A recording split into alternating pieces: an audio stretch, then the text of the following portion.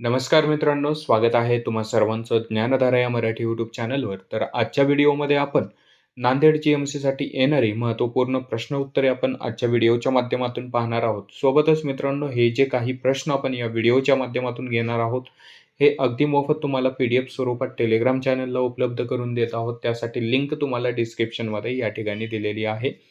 सुरुवात करूयात आपण आपल्या व्हिडिओला. पहिला प्रश्न या ठिकाणी आपला आहे, महाराष्ट्रातील पहिले राष्ट्रीय उद्यान कोणते आहे? तर बघा मित्रांनो, योग्य उत्तर आहे ताडोबा. हे महाराष्ट्रातील पहिलं राष्ट्रीय उद्यान आहे. कोणत्या जिल्ह्यामध्ये आहे असा जर प्रश्न आला तर चंद्रपूर या जिल्ह्यामध्ये असलेलं आपल्याला पाहायला मिळतं आणि याच ताडोबा प्रकल्पाला व्याघ्र प्रकल्पाचा पण या ठिकाणी दर्जा मिळालेला आहे.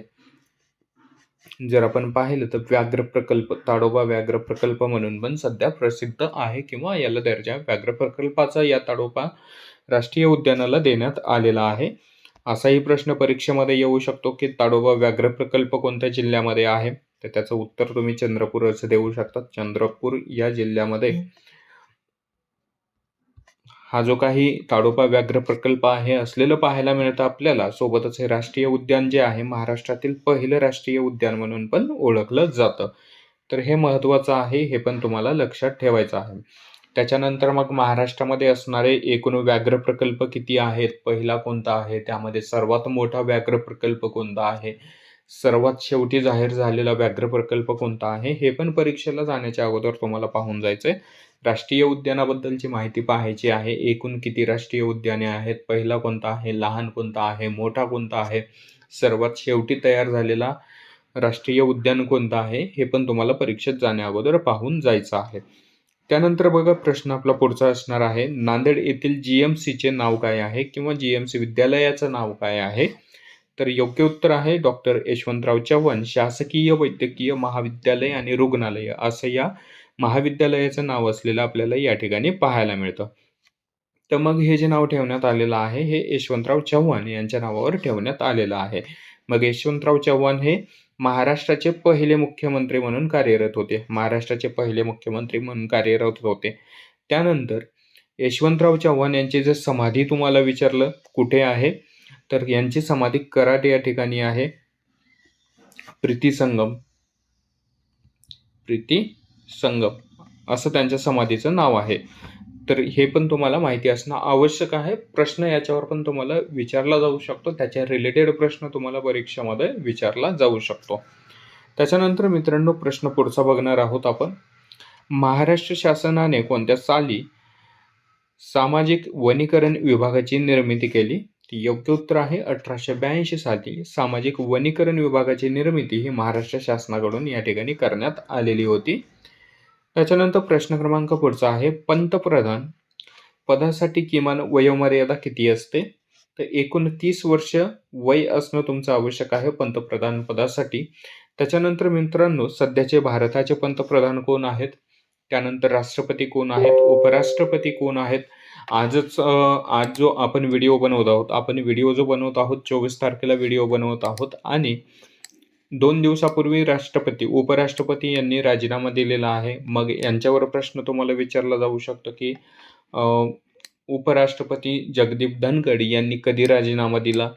त्याच्यानंतर आता नवीन उपराष्ट्रपती पदासाठीची तयारी चालू आहे. जर तुमची परीक्षा होण्याच्या आधी नवीन उपराष्ट्रपती यांचं जर नाव जाहीर झालं तर तोही तुम्हाला परीक्षेमध्ये जाण्याच्या आधी बघून जायचं आहे. त्याच्यावर पण प्रश्न तुम्हाला परीक्षेमध्ये विचारला जाऊ शकतो. त्याच्यानंतर बघा, प्रश्न क्रमांक पुढचा आहे आपला, पितळ हा धातू कशापासून तयार होतो? तर योग्य उत्तर आहे जस्त आणि तांब्याच्या कॉम्बिनेशन मधून पितळ हा जो धातू आहे हा तयार होत असतो. प्रश्न क्रमांक पुढचा आहे, नरेंद्र दाभोळकर हे व्यक्तिमत्व कोणत्या क्षेत्राशी निगडित होते? योग्य उत्तर आहे अंधश्रद्धा निर्मूलनाशी संबंधित असलेलं किंवा या क्षेत्राशी संबंधित असलेलं हे नेतृत्व आपल्याला पाहायला मिळतं. यानंतर मित्रांनो, प्रश्न पुढचा आहे आपला, विदर्भामध्ये कोणत्या नदीचे खोरे आढळते? तर वर्धा आणि वैनगंगा या नद्यांचे जे खोरे आहेत विशेषतः विदर्भामध्ये आढळत असलेलं आपल्याला या ठिकाणी पाहायला मिळतं. यानंतर प्रश्न पुढचा आहे आपला, कोणता दिवस पंचायत दिन म्हणून साजरा केला जातो? योग्य उत्तर आहे 24 एप्रिल हा दिवस पंचायत दिवस म्हणून या ठिकाणी साजरा केला जात असतो.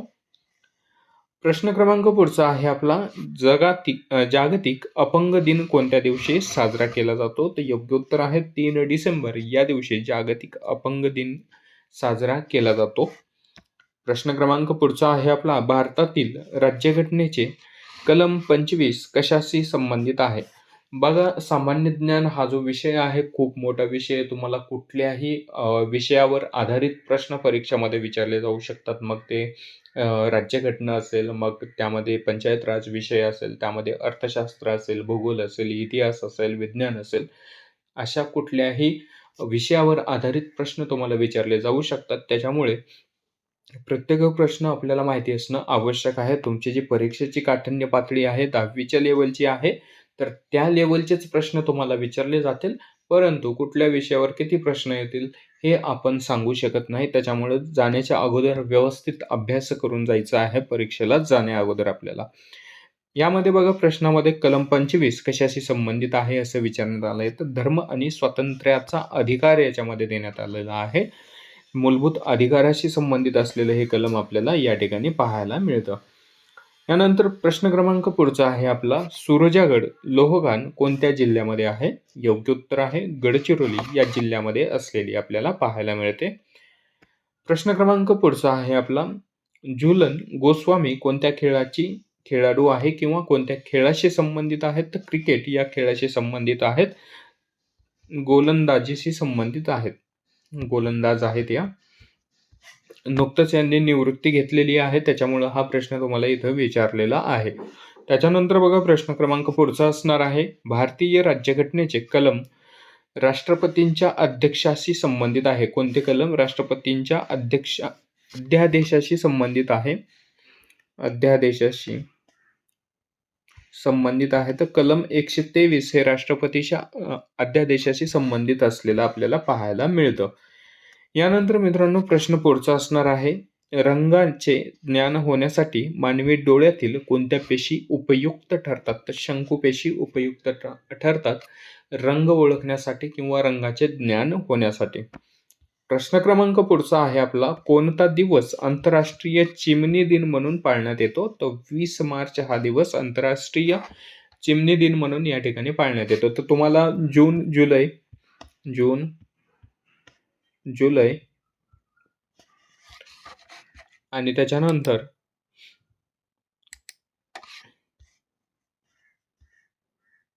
मेचे पण तुम्हाला या ठिकाणी जे दिनविशेष आहेत, मे, जून आणि जुलै या 3ही महिन्याचे दिनविशेष तुम्हाला पाहून जायचं आहे. कोणते महत्त्वाचे दिन आहेत, दिवस आहेत, तर हे तुम्हाला परीक्षेला जाण्याआधी पाहून जायचं. एखादा प्रश्न तुम्हाला दिनविशेषावर आधारित या ठिकाणी परीक्षेमध्ये विचारला जाऊ शकतो.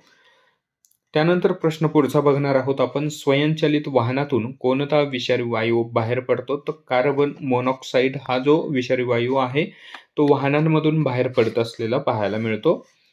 प्रश्न क्रमांक पुढचा असणार आहे आपला, लाव्हा रसापासून बनलेल्या खडकाला काय म्हणतात? तर अग्निजन्य खडक किंवा अग्निज खडक म्हणून या ठिकाणी ओळखलं जातं. त्याच्यानंतर बघा, प्रश्न पुढचा आहे, मसुरी हे थंड हवेचे ठिकाण कोणत्या राज्यात आहे? योग्य उत्तर आहे उत्तराखंड या राज्यामध्ये हे थंड हवेचं ठिकाण असलेलं आपल्याला पाहायला मिळतं. हिल स्टेशन म्हणून पण आपण या ठिकाणी याला ओळखतो.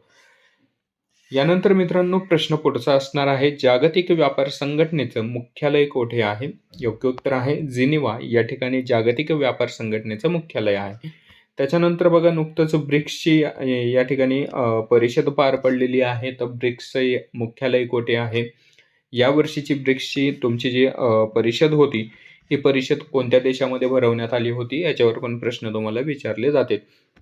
जर ब्रिक्सची या ठिकाणी जर परिषद कोठे भरवली गेली होती, परीक्षेमध्ये जर विचारलं गेलं तर याचं उत्तर तुम्हाला आलं पाहिजे. चालू घडामोडीचे प्रश्न आहेत, हे तुम्हाला पाहून जायचेत. कमीत कमी मागच्या 3 महिन्याच्या चालू घडामोडी तुम्हाला पाहून जायचेत. परीक्षेमध्ये कमीत कमी मागच्या 3 महिन्याच्या चालू घडामोडीवर प्रश्न तुम्हाला या ठिकाणी विचारले जातातच. त्याच्यानंतर बघा, ब्रिक्सचं जर आपण यावर्षीची जर बैठक आपण पाहिली कुठं झालेली आहे, तर ही झालेली आहे ब्राझील या देशामध्ये. ब्राझील या देशामध्ये ब्रिक्सची 2025ची जी बैठक होती, जी परिषद होती, ही झालेली आहे. त्याच्यानंतर आणखीन एक G7 जे आहे, G7ची पण बैठक यावर्षी झालेली आहे. ही झालेली आहे कॅनडामध्ये.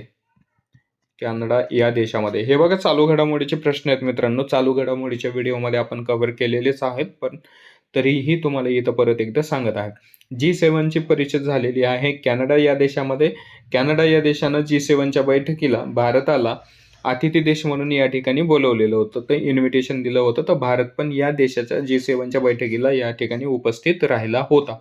त्याच्यानंतर महत्त्वाचं आहे जिनिव्हामध्ये तुम्हाला जागतिक व्यापार संघटनेचं मुख्यालय असेल. आणखीन WHOचं मुख्यालय मग तुम्हाला कुठे आहे हे विचारलं जातं.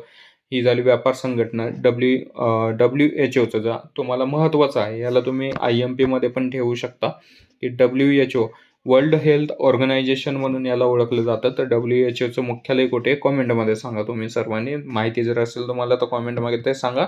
जर माहिती नसेल तर आपण पुढच्या व्हिडिओमध्ये या ठिकाणी कव्हर करूयात WHOचं मुख्यालय कुठे आहे. त्याच्यानंतर बघा प्रश्न क्रमांक पुढचा आहे आपला. नांदेड जिल्ह्यातील गोदावरी नदीवर कोणते धरण आहे? योग्य उत्तर आहे विष्णुपुरी हे धरण असलेलं आपल्याला पाहायला मिळतं. प्रश्न क्रमांक पुढचा आहे. ओझोन दिन कधी साजरा केला जातो? तर योग्य उत्तर आहे 16 सप्टेंबर रोजी ओझोन दिन साजरा केला जातो. हे जे काही दिनविशेष प्रश्न आहेत मित्रांनो, तुम्हाला मागच्या 3 महिन्याचे दिनविशेष पाहून जायचे. त्याच्या रिलेटेडच प्रश्न तुम्हाला या ठिकाणी परीक्षेमध्ये विचारले जातील. प्रश्न क्रमांक पुढचा आहे. भारताचा राष्ट्रीय खेळ कोणता आहे? योग्य उत्तर आहे हॉकी हा भारताचा राष्ट्रीय खेळ आहे. मग याच्या संबंधी आणखीन प्रश्न तुम्हाला विचारले जाऊ शकतात. मग भारताच्या शेजारील देश कोणते आहेत हे तुम्हाला पाहिजे. त्यांचे राष्ट्रीय खेळ तुम्हाला पाहून जायचे. भारताच्या शेजारील असलेले देश आणि त्यांच्या राजधान्या तुम्हाला या ठिकाणी पाहून जायचे. त्याच्यानंतर भारताला सर्वात जास्त सीमारेषा कोणत्या देशाची लाभते, त्यानंतर सर्वात कमी सीमारेषा कोणत्या देशाची लाभते हे पाहायचंय. देश आणि त्यांची राजधानी पाहून जायचंय. अगदी छोटे छोटे प्रश्न आहेत, परंतु कधीही कुठलाही प्रश्न तुम्हाला परीक्षेमध्ये विचारला जाऊ शकतो. महाराष्ट्रात असणारे एकूण 36 जिल्हे कोणते कोणते आहेत, मग जिल्हा परिषदा किती आहेत महाराष्ट्रामध्ये हे तुम्हाला विचारलं जाऊ शकतं. नगरपंचायती किती आहेत, नगरपालिका किती आहेत, ग्रामपंचायती किती आहेत, तर हे पण तुम्हाला परीक्षेला जाण्याआधी पाहायचं आहे. त्या पद्धतीनं अभ्यास तुम्हाला करायचा आहे. वेळ कमी आहे. व्हिडिओच्या माध्यमातून आपण कव्हर केलेलेच आहेत. हे सगळे प्रश्न यापूर्वीच्या व्हिडिओमध्ये आपण घेतलेच आहेत. आणखीनही व्हिडिओ आपण परीक्षेच्या अगोदर बनवणार आहोत. 25 तारीख म्हणजेच उद्यापासून GMC नांदेडची परीक्षा जी भरती आहे चालू होत आहे. त्याच्यासाठी महत्त्वाचं आहे व्हिडिओ पाहून जा. 2-3 वेळेस व्हिडिओ पहा, प्रश्न लक्षात ठेवून जा आणि जे काही व्हिडिओमध्ये ॲडिशनल माहिती मी सांगत आहे ते पण परीक्षेला जाण्याच्या अगोदर पाहून घ्या. महत्त्वाचं आहे बघा ह्याच्यामध्ये महाराष्ट्रामध्ये सापडणारी खनिज संपत्ती जी आहे, तर मग ती गंधक असेल, कोळसा असेल, हे कुठे सापडतं, कोणत्या जिल्ह्यामध्ये जास्त प्रमाणात सापडतं, लोह कुठे जास्त प्रमाणात सापडतं, हे सगळं तुम्हाला परीक्षेला जाण्याच्या अगोदर पाहून जायचं मित्रांनो. परीक्षेमध्ये विचारलं जाऊ शकतं. कुठलाही प्रश्न तुम्हाला परीक्षेमध्ये विचारला जाऊ शकतो. त्याच्यानंतर बघा प्रश्न क्रमांक आपण पुढचा बघणार आहोत. पंडित नेहरू यांनी डिस्कव्हरी ऑफ इंडिया हा ग्रंथ कोणत्या तुरुंगामध्ये असताना लिहिला? तर अहमदनगरच्या तुरुंगामध्ये असताना पंडित नेहरू यांनी डिस्कव्हरी ऑफ इंडिया हा जो ग्रंथ आहे तो लिहिलेला आहे. याच्यावर 2 प्रश्न विचारले जाऊ शकतात. पण डिस्कव्हरी ऑफ इंडिया हा ग्रंथ कोणी लिहिला? तर पंडित नेहरू यांनी. कोणत्या तुरुंगात लिहिला? तर अहमदनगरच्या तुरुंगामध्ये असताना त्यांनी हा जो ग्रंथ आहे लिहिलेला आपल्याला या ठिकाणी पाहायला मिळतं. मग त्याच्यानंतर 2025 या वर्षी जाहीर झालेली पुस्तके, प्रसिद्ध झालेली पुस्तके आणि त्यांचे लेखक तुम्हाला या ठिकाणी पाहायचं आहे म्हणजे आहे. त्याच्यावर एखादा प्रश्न येणारच आहे. प्रत्येक परीक्षेमध्ये लेखक आणि पुस्तकावर प्रश्न येतो. 2025 मध्ये प्रसिद्ध झालेली महत्त्वाची पुस्तके आणि त्यांचे लेखक तुम्हाला पाठ करून जायचे, त्याला एकदा बघून जायचं आहे. त्यानंतर प्रश्न पुढचा बघणार आहोत. लेंडी ही नदी नांदेड जिल्ह्याच्या कोणत्या तालुक्यातून वाहते? तर देगलूर या तालुक्यातून वाहते ही नदी. प्रश्न क्रमांक पुढचा आहे आपला. स्वामी रामानंद तीर्थ मराठवाडा विद्यापीठ ची स्थापना कधी झाली? योग्य उत्तर आहे 17 सप्टेंबर 1994 साली स्वामी रामानंद तीर्थ मराठवाडा विद्यापीठाची सुरुवात झालेली आहे. कोणत्या जिल्ह्यामध्ये आहे? तर नांदेड या जिल्ह्यामध्ये हे विद्यापीठ असलेलं आपल्याला पाहायला मिळतं. प्रश्न पुढचा आहे. उनकेश्वर गरम पाण्याचे झरे नांदेड जिल्ह्यातील कोणत्या तालुक्यामध्ये आहेत? तर किनवट या तालुक्यामध्ये असलेलं पाहायला मिळतं. प्रश्न असा येऊ शकतो की नांदेड जिल्ह्यामध्ये कोणते गरम पाण्याचे झरे आहेत? तर उनकेश्वर हे आहेत. कोणत्या तालुक्यात आहेत? तर किनवट या तालुक्यात आहेत. किंवा उनकेश्वर हे गरम पाण्याचे झरे कोणत्या जिल्ह्यामध्ये आहेत तर नांदेड या जिल्ह्यामध्ये आहेत. 2-3 प्रकारे प्रश्न तुम्हाला परीक्षेमध्ये विचारला जाऊ शकतो. यानंतर बघा प्रश्न पुढचा असणार आहे, शिखांचे 10वे गुरु गोविंद सिंग यांची समाधी कुठे आहे? तर नांदेड या जिल्ह्यामध्ये आहे, गोदावरी नदीकाठी शिखांचे 10वे गुरु गोविंद सिंग यांची समाधी असलेलं आपल्याला पाहायला मिळतं. त्याच्यानंतर प्रश्न क्रमांक पुढचा आहे, नांदेड जिल्ह्यातील अतिमागास आदिवासी जमात कोणती? तर कोलम ही अतिमागास आदिवासी जमात नांदेड जिल्ह्यामध्ये आढळते. हा प्रश्न विचारला जाऊ शकतो, IMP मध्ये ठेवला तरी पण चालेल. त्यानंतर मित्रांनो प्रश्न आपण पुढचा बघणार आहोत, सहस्त्रकुंड धबधबा कोणत्या नदीवर आहे? योग्य उत्तर आहे बाणगंगा नदीवर हा कुंड धबधबा आहे नांदेड जिल्ह्यामध्ये किनवट या तालुक्यामध्ये असलेला आपल्याला पाहायला मिळतं.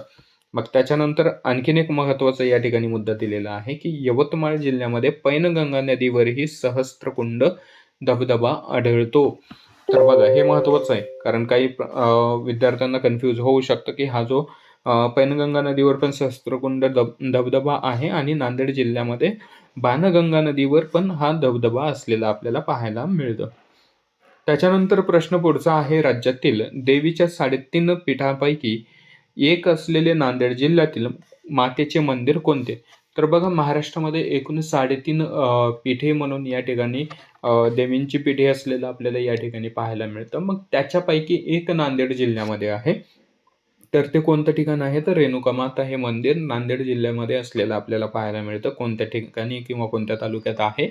तर माहूर या तालुक्यामध्ये असलेलं आपल्याला पाहायला मिळू शकतं. मग 3.5 पीठे कोणती कोणती आहेत? महाराष्ट्रामध्ये असणारी 3.5 पीठे कोणती कोणती आहेत? तर तुळजापूर असेल, त्याच्यानंतर कोल्हापूरची महालक्ष्मी असेल, त्याच्यानंतर वणी या ठिकाणची देवी असेल आणि रेणुकामाता माहूर या ठिकाणी हे एकूण 3.5 पीठे असलेलं आपल्याला महाराष्ट्रामध्ये पाहायला मिळतं.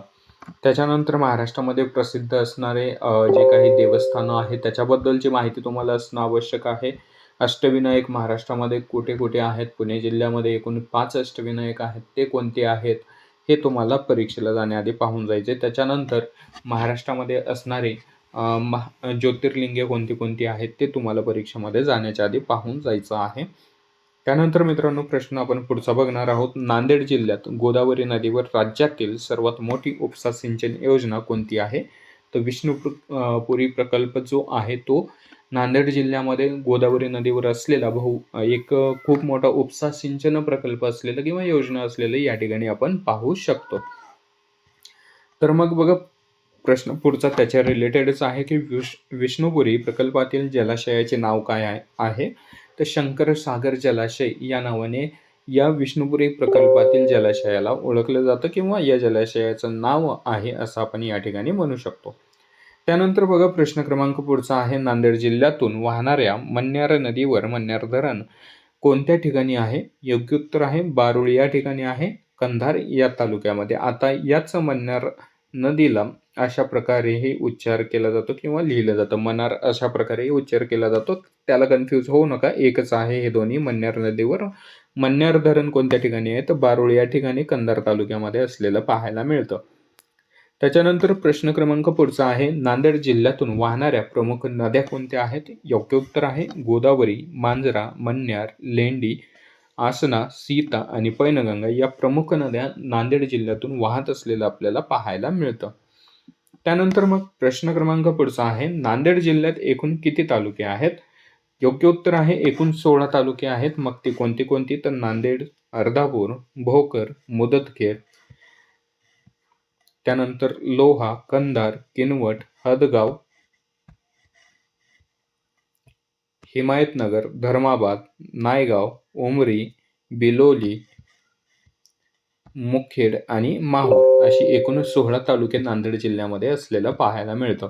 ती कोणती कोणती आहेत ते पण तुम्हाला दिलेलं आहे. व्हिडिओला स्टॉप करून त्याचा स्क्रीनशॉट घ्या किंवा PDF तुम्हाला मी टेलिग्राम चॅनलला उपलब्ध करून देतच आहे. तिथे जाऊन PDF डाउनलोड करून त्याचा अभ्यास तुम्ही करू शकता. त्यानंतर प्रश्न पुढचा आहे, नांदेड जिल्ह्याला एकूण किती राज्यांच्या सीमा लागतात? तर 2 राज्यांच्या सीमा या नांदेड जिल्ह्याला लागतात. कोणत्या कोणते 2 राज्य आहेत? तर मग ती तेलंगणा आणि कर्नाटक या 2 राज्यांच्या सीमा या नांदेड जिल्ह्याला लागतात. त्यानंतर प्रश्न क्रमांक पुढचा आहे, नांदेड जिल्ह्याचे एकूण क्षेत्रफळ किती आहे? तर 10,528 चौरस किलोमीटर एवढं क्षेत्रफळ नांदेड जिल्ह्याचं आहे. प्रश्न क्रमांक पुढचा आहे, शंकरराव चव्हाण शासकीय वैद्यकीय महाविद्यालय व रुग्णालय नांदेडचे सध्याचे डीन कोण आहेत? तर डॉक्टर महेशकर हे सध्या डीन म्हणून कार्यरत आहेत.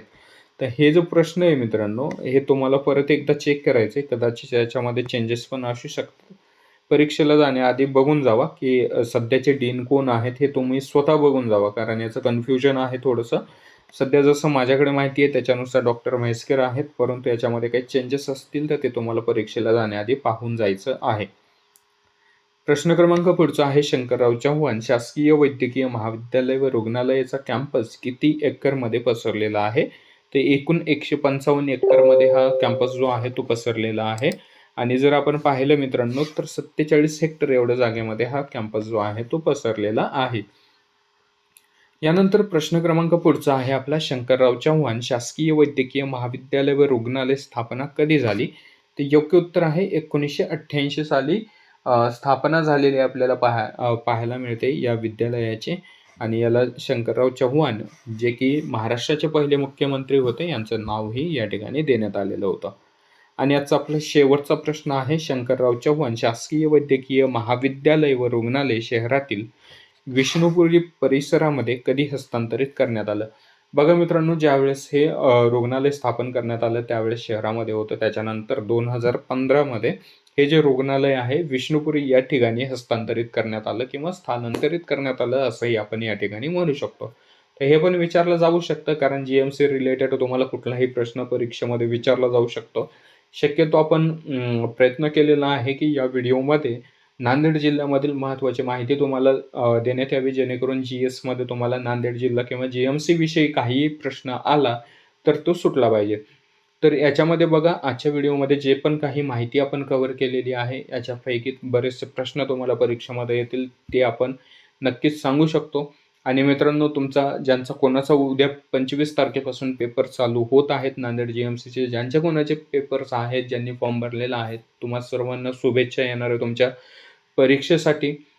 व्हिडिओ पहा, व्हिडिओमधील माहिती महत्त्वाची आहे. सोबतच कालच आपण चालू घडामोडीचा पण एक व्हिडिओ अपलोड केलेला आहे चॅनलवर. मागच्या 3 महिन्याच्या चालू घडामोडी तुम्हाला बघून जायच्या आहेत. त्याच्यावर प्रश्न तुम्हाला परीक्षेमध्ये येतील आणि जर काही अडचण आलीच तर कमेंट करा. कमेंटमध्ये उत्तर नक्की देण्याचा प्रयत्न करेल.